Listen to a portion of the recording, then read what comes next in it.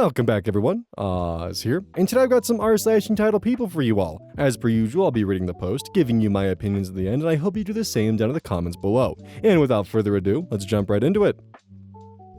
Yeetykus. Neighbor thinks my car is his personal Uber now because our work routes match. A few weeks ago, I finally bought a new car. Nothing too flashy, but it's a big deal for me because I've been saving up for a while. Anyway, I was feeling good about it. One morning, I was driving to work and saw my neighbor walking down the street. We're friendly, but not super close. And I figured I'd be nice, so I pulled over and asked if he needed a lift. He happily accepted, and during the ride, we realized we work fairly close to each other. No big deal, right? Well, apparently that one ride turned into an unspoken agreement. The next day, I saw him standing at the same spot, clearly waiting for me. I thought, alright, whatever, I'll give him another ride. But now it's been every single day since then. Rain or shine, he's there. No text, no asking, just standing there waiting. At first I didn't mind too much, but now it's getting on my nerves. Some mornings I just want to listen to music, zone out, or even stop for coffee without worrying about someone else's schedule. I even tried leaving earlier once, thinking he'd get the hint, but nope. Next day he mentioned how he must have missed me. I don't want to be a jerk, but I never agreed to be his personal chauffeur. I was just trying to be nice once. Now I feel awkward bringing it up because I don't want to cause any weird tension with a neighbor. Would I be the bad guy if I just started running late or having meetings in the morning? Or should I straight up tell him I don't want to give him rides every day? So, before we get into the meat and potatoes of my general opinion, I'm 90% sure this is an undisclosed ad for steak because originally, what I did not read was after the "but it's a big deal for me because I've been saving up for a while," there's actually in parentheses, "got lucky from a slot win on stake of $9,000. Now recently, the gambling app Stake has done a lot of unpaid, undisclosed advertisement on Twitter, and that shit is everywhere. It is fucking annoying, and it's an FCC violation. And now, they're popping up on Reddit. And I'm pretty fucking sure this is one of them. This is testing the waters to see, oh hey, is this going to actually pass by and can we sneak in some ads for steak? In fact, the account in question has actually been suspended. So I can't even double check to see if maybe they have a history of posting undisclosed steak ads. But yeah, don't trust that shit. Even if it is possible to win $9,000 off of steak, you'd probably have better odds flipping a quarter and getting heads 15 times in a row. Steak ad aside though, because I'm pretty fucking sure this is what this is, let's talk about this scenario in general. Divorced from the taintings of an undisclosed gambling ad. If you ever are in a situation where someone feels entitled to be carpooling with you, honestly, just be direct about it. Because if you're not direct, then they're just going to continue to ask questions and there's always going to be kind of this air of you're stuck avoiding them. You're going to be actively inconveniencing yourself or adding time to your daily schedule just to avoid that little interaction with them. So, be upfront. Tell them, hey, I don't mind the occasional carpool, but if you're going to use me to get to work, then maybe we should split the cost of gas. Or just being upfront that sometimes you're not always going directly to work and your schedule might take you somewhere else and it could interfere with their schedule. Or sometimes you just want the silence of being able to listen to music or an audiobook. Unless you're dealing with someone who's just incredibly unstable and a trigger finger away from just snapping, avoid being indirect because oftentimes you're just going to end up playing a weird game of chase and it's just going to make your days more uncomfortable and you're going to spend more time trying to avoid than actually just dealing with it. And trust me, I don't like confrontation either. I am the last person who enjoys this kind of stuff, but sometimes, as I've been learning as I'm growing, it is necessary. As uncomfortable and difficult it is, sometimes it's what you gotta do. And you gotta ask yourself, do you really want to maintain a relationship or friendship with someone who is so offended by the idea that you don't want to carpool every day and give them a free ride to work that they would end the friendship if you ask them to either contribute to gas or give you a few days where you can just have the silence and enjoy the drive? Sympathy Critical 1927. Ghosting a friend who had it coming. I ended a very long-term friendship with someone I called my best friend because it became glaringly obvious that she only had time for me when she needed money or help. I ended it abruptly and without explanation after she said one of the most callous things I've ever heard from someone who claimed to care about me. I'll get to that with context. About 3 years ago, I became a mother, and that's around when she stopped showing up for me, constantly making excuses and telling me she had other plans. I was always the person who could show up at her house even when I lived an hour away, but once I moved within a 3-mile radius of her, she never had time for me. I'm a stay-at-home mom and she makes more than my husband does, and her bills are about 50% less than ours. I have urged her to work on budgeting and making a plan for savings, but she just says I'm making her feel bad about her spending and shuts me out. She knows that my husband and I have worked really hard to get our credit scores over 700, put money into savings, and have been responsible with our finances. So when I would tell her I can't help her out, she goes heavy on the guilt, insinuates that I should be helping her because she knows we have money saved, and won't talk about anything other than how her financial problems are going to cause her to completely break down. Cue hysterics. In the last year, I've bailed her out of car repossession, having her electricity turned off for non-payments, gas money, money for her children's medication, etc. Yet she always has money for weed, cigarettes, alcohol, ordering food, buying stuff to decorate her house, etc. And always has excuses for why she can't pay me back on time.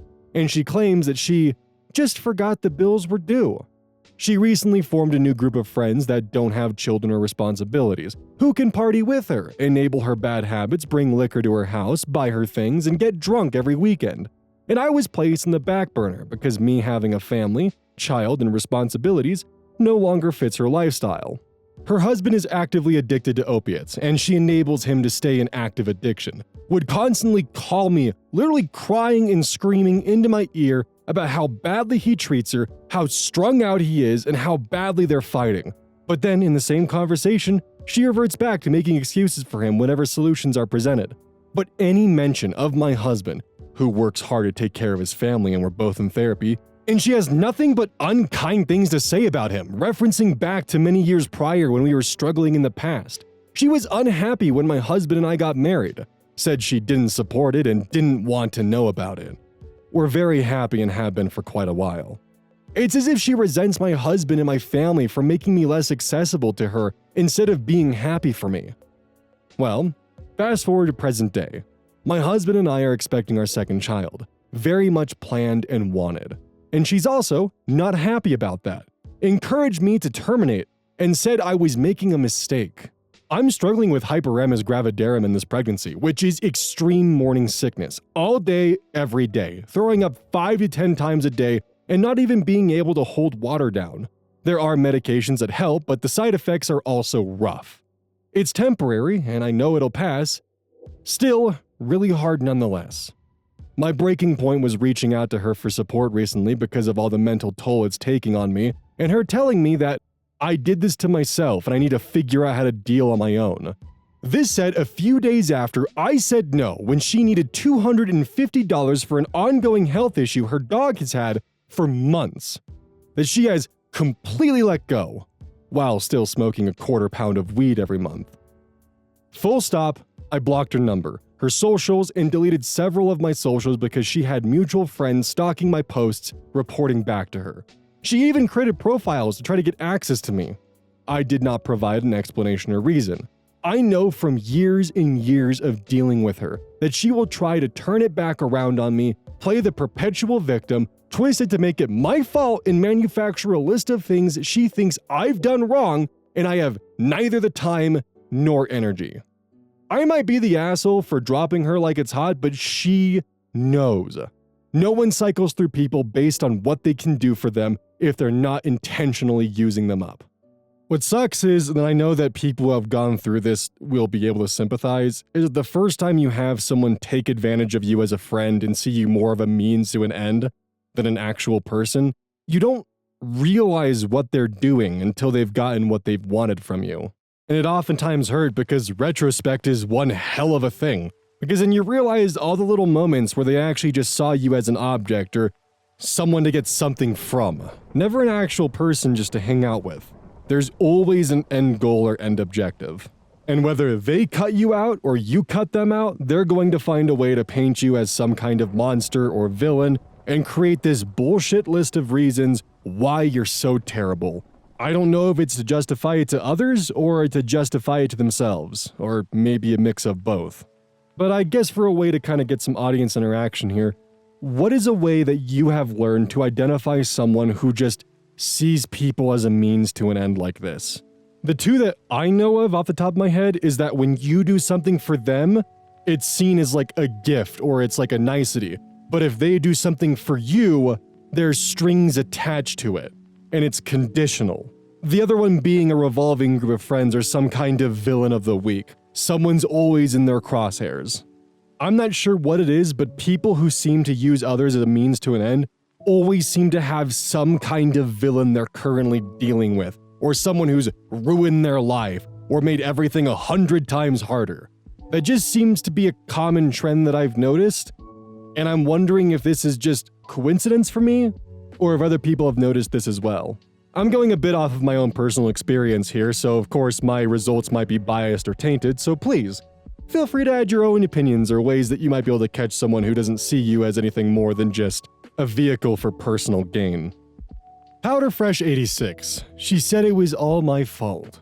I haven't been feeling well lately and haven't been able to write or post, but today I feel less icky, so I've decided to share another memory from my time working at a very popular theme park in Florida. A magical rat planet of sorts. I worked at an attraction where the rides are made like cars. It has 3 seats up front and 3 seats in the back. Each car is convertible style and moves as one unit. The attraction has different crap to look at as guests go through the ride. This incident happened long before this particular attraction implemented the front seat line, so it was up to the circumstances and our discretion on accepting front seat requests. On this particular day, we were busy as it was spring break. It was very crowded and the standby single rider and fast pass lines all had significant wait times. Also, many people wanted the front seat of the car. Almost every other family of 3 kids asked for this. It was causing us to slow down at grouper, the position that places people in the ride. And we were running out of room for the people to stand that were waiting for a front seat. Our manager advised us to decline front seat requests for the time, until a slowdown as the cars were going by half full, and this was unacceptable. I was on break during this conversation. After my break, the computer assigned me to grouper, which I mostly enjoyed as it was equivalent to playing human Tetris. However, I had accepted around 3 front seat requests back to back before my manager instructed me to just fill the cars. I gave the people already waiting their front seats and continued grouping for a couple of hours as so many asked for front seats. I had to decline, though I did so kindly and in the most magical way possible. Most were disappointed but accepted it without too much fuss. That was until one family approached. It was a mom, dad, and a young son around age 4. She walked up from the fast pass line holding her little boy's hand, smiling. "Woman, hi, we would like a front row please, smiley face." I apologize, but due to the amount of riders we have today, that won't be possible. The woman's face instantly falls and she frowns. She pushes her kid forward towards me a little bit. "Woman, we need a front seat so he can see." "Yes, ma'am, I understand. The ride is an open car and all of the scenery is accessible from the back row as well." Woman pushes her kid towards me and bends down, showing me his face. I guess she wanted to show me how cute he was or something, I don't know. "But he really wants a front row." "I'm really sorry." This goes on for too long, and I still decline. At this, the woman gets upset and pulls the kid back, looks down at him and tells him that the mean lady says he can't have a front seat. The kid immediately starts screaming, and I mean operatic levels of belting before throwing himself dramatically onto the filthy floor, kicking and crying. I continued to group other guests while myself and the other guests looked awkwardly at the parents expecting them to intervene. The kid continued to scream while the mom looked at me angrily. "See what you did? This is all your fault." I was unmoved and didn't reply as I continued grouping. The woman demanded I give them the front seat now that I had upset her son and he was throwing a fit. I just looked at him briefly on the floor, ignored her, and continued grouping until my friend came over with my bump out slip. He asked what was happening and I gave him a quick rundown of events. He continued grouping while the kids screamed on the floor. I went home with zero cares because tantrums from children or adults have never and will never result in me positively reinforcing or pacifying that behavior. I do wonder if parents like this coach their kids to act like this for free stuff or to get better treatment and whatnot, because the mother seemed unperturbed by the toddler's tantrum. And most parents who have their kids suddenly have a breakdown try to do everything within their power to mediate the situation to make sure they're not making a scene. Meanwhile, this mother seemed to almost relish in it and use it to her advantage. So I wonder if it was almost partially coached or the kid was encouraged to have a breakdown like this. And also, why is it that some people when they go to an amusement park believe they deserve some kind of special fucking treatment? Everyone's at the amusement park. Everyone's here to have a good time. There's probably thousands of families that are here for the first time as well. You aren't special for being here. You're a patron just like everyone else. The Foxtrot 86. My entitled sister tried to make me take her to go see a friend on Christmas Day when the roads were covered in snow. So she drove herself while drunk because I refused. And crashed. My sister and I used to be neighbors, so to speak. I live in a sub-building rented from my parents, and she lived in a fifth-wheel trailer with her kids next to it. On Christmas Day, about 3 years ago, she and her visiting ex-husband, along with their kids, were outside having fun in the snow. I went outside to hang out with them, and at a random point, my sister suddenly asked me to later take her to meet a friend of hers because they were alone with no family on Christmas. I didn't want to do this because not only did I not know this person, but I know my sister well. If I were to have been her ride, I'd have been stuck waiting there for hours. When she wanted me to do this sort of thing for her back then, it was because she wanted to drink and couldn't have alcohol if she drove herself. It was also snowing, and the roads were covered. I didn't want to risk it. My truck is a 98 rear-wheel drive Ford F-150, and I have no chains for the tires. It's a heavy steel beast that could slip off the road very easily. I tend to call it a brick with wheels. I relayed all that information to my sister, but she still got angry at me for not agreeing, and she couldn't mentally understand that her front-wheel drive car would be better on the snow-covered country roads than my truck. But I couldn't drive her with her car anyway because it was a manual, and I drive automatic. She kept acting like my vehicle would do better because it's a truck. I explained that if it were a 4x4, then yes. But it's rear-wheel drive, which means it's both heavy and got no front power to help keep traction on the road. So it'd slip and slide, and likely wouldn't even be able to make it back up the hill. Her car was smaller, lighter. She had chains and traction control. I also have very little experience driving on icy and snowy roads. She basically scoffed and walked away, and I had hoped she'd let it go. She didn't. After having fun in the snow, we went over to our parents' house and celebrated Christmas Day. My sister didn't speak of wanting me to drive her to see that guy I didn't know while in front of our parents, because she knew they'd tell her to leave me alone. But I got an occasional dirty look from her if we made eye contact. And when our parents weren't in earshot, she'd make a jab at me about how she'd do something like that for me if I needed it, and I should be doing it for her. But I didn't relent. My sister started drinking, probably in the hopes that she could try and guilt me by saying she was too inebriated to drive. But I didn't relent. As she drank more, her glares towards me kept getting nastier. That's what she used to do to get her way from me. She'd act increasingly bitter and treat me like the bad guy until I caved. Not that time. Anything related to vehicle danger, I have a pretty shiny spine about, so I just let her glare at me. By the time the party was almost over, she'd obviously realized her spike gambit didn't work, so she hopped her drunk self into her car and took off. Even though she was drunk and shouldn't have been driving. She'd gotten a DUI a couple years prior, so she knew better. She just didn't care.